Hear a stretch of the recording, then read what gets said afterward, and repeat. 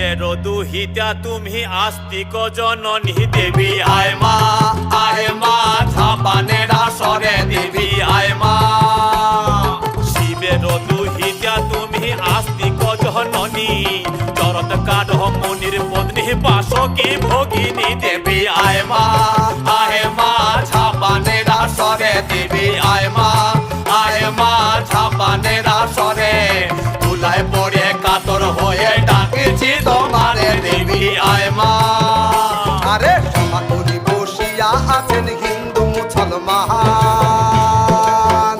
আরে সভা করি বসিয়া আছেন হিন্দু মুসলমান।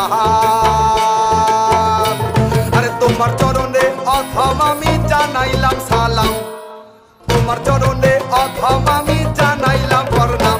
হে মা